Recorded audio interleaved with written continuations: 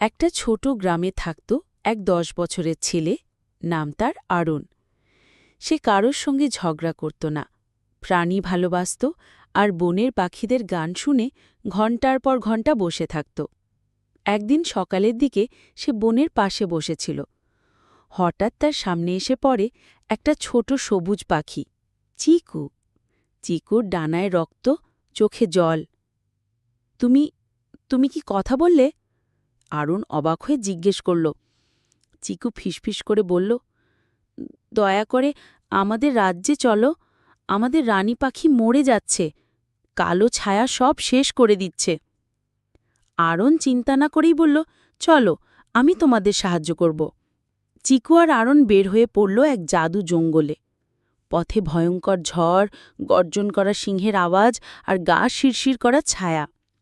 একবার তো আরুণ পড়ে গিয়েছিল একটা নদীতে। চিকু তার পাখার সাহায্যে টেনে তুললে।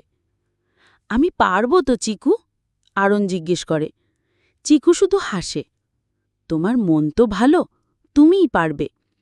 অবশেষে তারা পৌঁছায় এক আলো ছায়ায় মোড়ানো জায়গায়। সেখানে পাথরের মতো নিশ্চল পড়ে আছে রানী পাখি।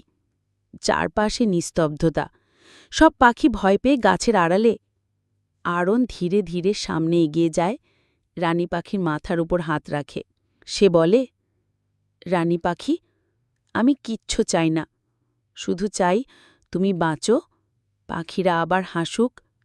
এক ঝলক আলো নেমে আসে আকাশ থেকে। রানী পাখির চোখ খুলে যায়, তার শরীর থেকে পাথরের জাদু ভেঙে যায়।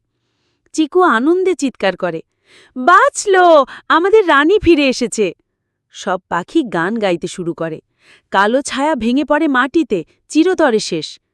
রানী পাখি আরুণকে জড়িয়ে ধরে আর বলে, তুমি একজন সত্যিকারের বন্ধু, তোমার মতো মন থাকলে পৃথিবীটা অনেক সুন্দর হতো। আরুণ হাসে।